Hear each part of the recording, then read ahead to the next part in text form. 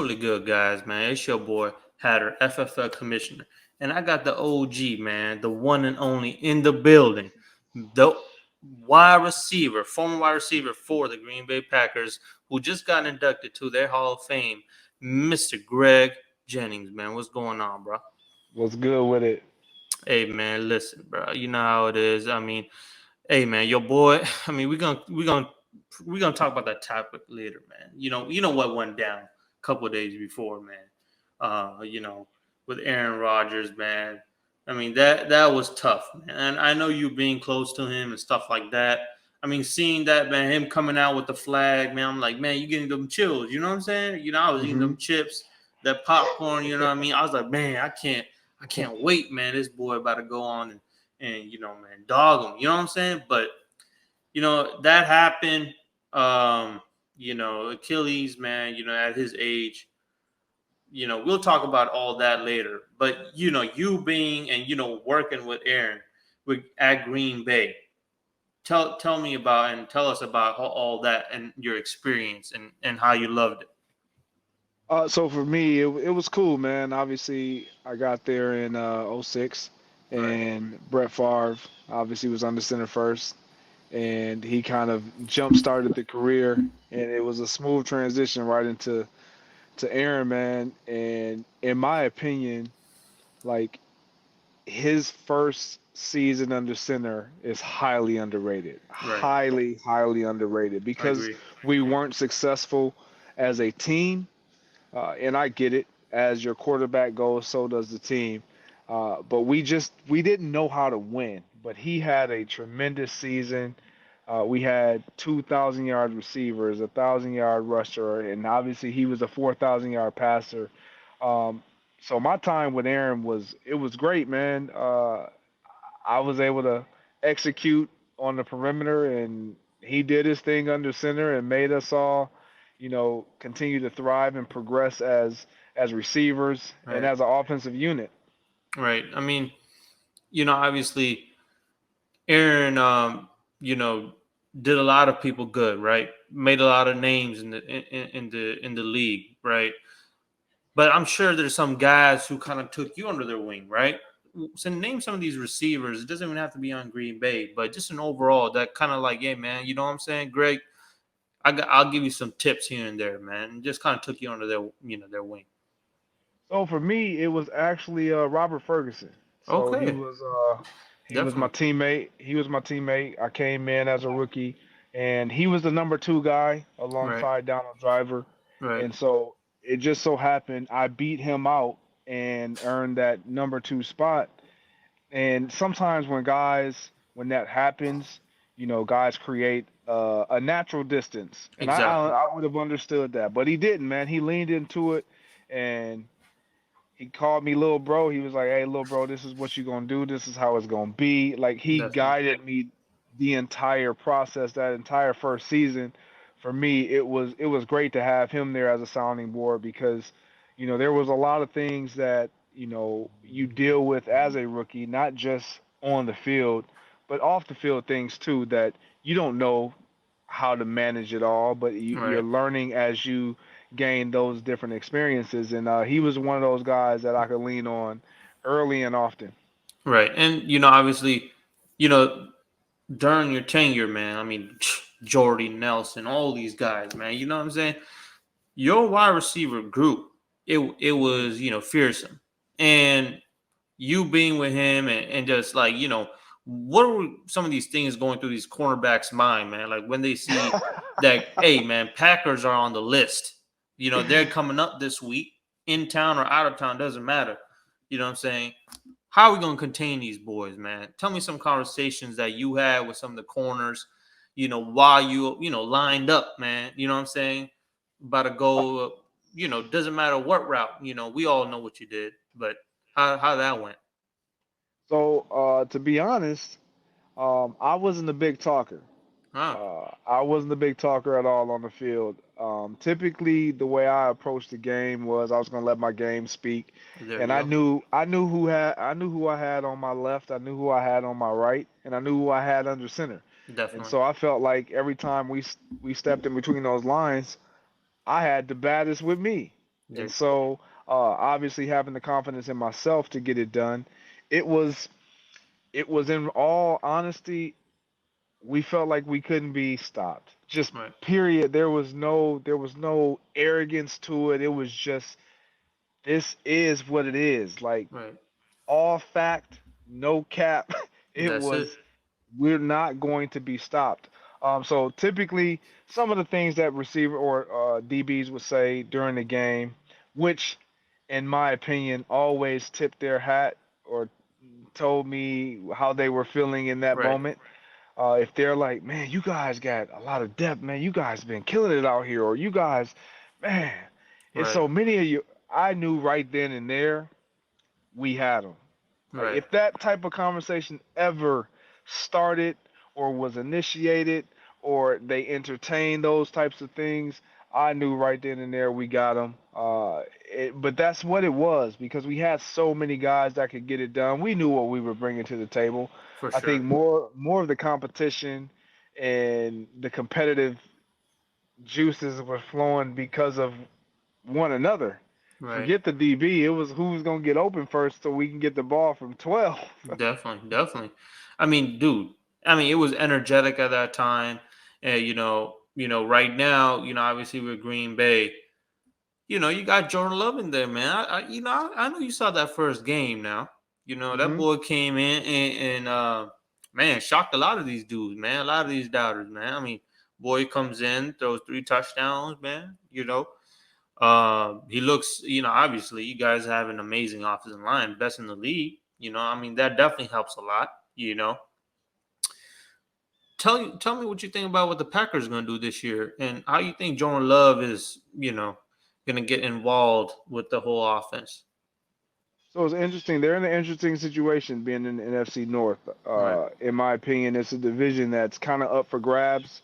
I kind of have Detroit leading that and edging that out and winning that division for the first time in probably 30 years or so or something like that. But the Packers, man, it'll be interesting to see can they win those close games. Like right, I liken it to when Aaron took over for Brett, and I know a lot of people say that, but obviously being in that situation and experiencing that transition from Brett to Aaron, right, like we knew he was ready. We just didn't know how to win, right. like with him. Hmm. Like we had come off a 13-3 season with Brett, NFC Championship loss at home. And Right, so for us, we knew we had a good team, but we right. just didn't quite know how to win with the new leader under center. And For so sure. for the Packers, how I see it, I feel like Jordan is going to have success. There's Right, going to be some highs, there's going to be some lows, there always will be. However, it's a matter of can they win? Do they know how to win those tight games when the game is on the line? Can they close out opponents or can they break through and make a play in those waning moments of the game with him under center? I think psychologically and mentally, I think he's ready, prepared, sitting as long as he's been able to sit behind a quarterback that you can learn from. That tutelage, you can't buy that type of tutelage that he was able to get from Aaron and just definitely. sitting and being patient. And I know he wanted to get under center himself, and now he has Right, his opportunity. I think he's going to make the most of it. I just don't know if they can close out games, if they can win those tight games. That is to right. be seen. For sure, I definitely agree. Obviously, you know how it is, Greg. It takes some time. You know what I'm saying? Once that foundation is built, man, it's wonders after that. And obviously, the first game he looked amazing, and let's see how it is when some of the big dogs come in, and those division games. It's definitely gonna be good to see. And obviously, Greg, man, we know you got that ring, bro. You know what I'm Yeah. saying? You got that Super Bowl ring, man. You know what I'm saying? Maybe some of these boys. I mean, look, come on. Let's not lie. Some of these cats. We can't sugarcoat it, right? We play. You guys play to win the main one, right? You got yourself a ring. How was that, man? How did that feel, man? The confetti falling down, and man, like, man, you know what, man? I got this, man. I got that ring. How did I feel? Yeah, man, it was a great feeling. It was a surreal feeling in the moment. You know, I remember the clock, you know, going 3, 2, 1, and I was waiting on those zeros to hit that scoreboard, and I'm also waiting on this flood of emotion to kind of overtake me, and Right. it never quite happened. It was like I was waiting, and I'm not one to where you see everybody crying, and it's like Right. I Right. won. Right. Right. Like I wanted it to be real, and I'm not a Right. big crier, Right. um, but I'm an in the moment. I'm a very present individual, and so I Right. didn't have that crying moment. Right. It was full of joy. I was able to grab my two daughters at the time, Right. um, and see that confetti falling down, and my oldest was like, "This is a big mess," and I'm like, "Yes, it is. This is There the you type of go, mess we man. want." It's an amazing mess. It was an amazing feeling, an amazing moment, and a memory that will last a lifetime. For sure, man. I definitely would imagine. And obviously, you with the Fox Sports right now, man. You know what I'm saying? Mhm. On TV and all that. You're doing, shows on Fox and all that. How's that going, man? And how you like it? It's going good, man. In studio analysis is always a little different than the game X's and O's because you're Definitely. more in the lane of giving an opinion Right. on topics and what's taking place across the league versus talking about specific X's and O's. So there's an intrigue there, obviously, for viewers. Right. Um, that Fox definitely does a great job. FS1 does a great job of providing with their various shows throughout the Right. week. Right. Definitely. Yeah, man. And then obviously, 4 days ago, you know, this is the main thing that obviously, you being a close brother to him, you know what I'm saying? Like you would know best, you know. Obviously Aaron comes out, Jesser, man, look, man, we all saw the stadium, man. Everyone was ready to they was hyped up, man. No one could hear anything. Aaron Rodgers comes out. Obviously you see those first, possession and the three snaps, the offensive line looked terrible, man. The Jets' offensive line was horrible. I mean, I don't know. I'm like, dude, it's crazy because one of my good friends, he's a childhood friend, he's a Jets fan, and before he got injured, I texted him. I was like, man, listen, if your old line doesn't get it together, man, you gonna kill the dude, bro. You know. Next thing you know, that happened, right? He's trying to make a play, obviously, and unfortunately, that happened with his Achilles and got injured. What do you think Mhm. is next for Aaron Rodgers, man? How do you think he's gonna come back from that injury? Do you think he will come back from the injury? And what do you think they had in mind placed for the Jets whole organization, man? Like we got A Rod, this is our future plans, and how do you think that will affect the plan? Well, I will say this. I'm not sure how it's going to impact them moving forward. What I hope, honestly, is that he fights through this, man, and he goes through this rehab and he attacks it and he gives it another shot. Because I Definitely. think all of us watching or preparing to watch what we were hoping was a possibility of the Jets having this kind of magical, whatever it looked like, right? Right. Uh, Season with him under center. We just wanted to see it. Like Right. I just wanted to see it. Him being Right. rejuvenated, uh, kind of re-energized by just the transitioning from Green Bay to a different location, being embraced with all love in New York, and him actually walking into that situation and embracing all of New York.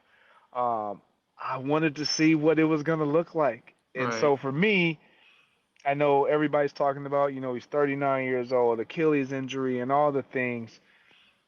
I I just want to see him fight this, obviously go through the rehab, and get back on his feet and try it one more time. Because I know mentally is going to be the struggle. Physically, it's going to take a toll, but I know also mentally he can still play the game. He can Right. still dissect defenses. He can still execute. Right. And I just want to see what that team. Unfortunately, it'll look different next year. Right. But I wanted to see. I feel like we got robbed We did get robbed, bro. I mean, of seeing what if I'm or telling you. what could have been. I'm telling you, man. I definitely feel the same way, man. He came out. I started recording the damn thing when he was running out with the flag. I'm like, dude, this is a straight 5-star movie right here, man. Like, you Yeah. know what I'm saying? I'm like, is we dreaming? You know? And yeah, I mean, I hope he comes back, man. You know, I'm sure, like you were saying, he still got it in him, and I definitely think he can come back out and perform. With his level, with all the weapons they had, like Garrett Wilson and all that type of stuff, man. And I hope so. I hope all the best for him, and definitely, man. And obviously, you're a wide receiver, legendary wide receiver. I want to ask you this last question: top 5 wide receivers for you in the league right now. Doesn't have In to the league. be. It doesn't have to be. You know, top. It doesn't have to be. Who do you think is going to be? 1, 2, 3. Just Hmm. top 5 for you. Top five in the game right now. Justin Jefferson, Definitely. Devontae Adams, Tyreek Hill, Jamar Chase, and let's see. I'll throw a A sleeper. wrinkle out there. A sleeper. Ah, Let the nice fifth sleep. one be a sleeper. Fifth one, a sleeper. Let's see. Who's a good sleeper? And are there any CD? That's not a sleeper. I I'll could give tell you you a what, sleeper if you want. DJ Moore, Oh, DJ there you Moore, go, DJ Moore. DJ Definitely. DJ Moore is just my Definitely. sleeper. Definitely. Hey, man, that was an amazing, amazing list right there for sure, man. Greg, I hope all the best for you, your future Appreciate it, endeavors, my guy. man. I appreciate you coming up on the FFL podcast and sharing your thoughts and everything Appreciate it, my guy. Thanks for having me on. anytime. And everyone out there, go ahead and subscribe to the FFL channel on YouTube at the FFL. More podcasts to come with players and coaches. Stay tuned, guys. Take care. And I got to ask you this, my man. Speaking of quarterbacks, what you think about Jordan Love? Do you think he's the answer? And last but not least, what do you think the Packers are going to do this year? You know,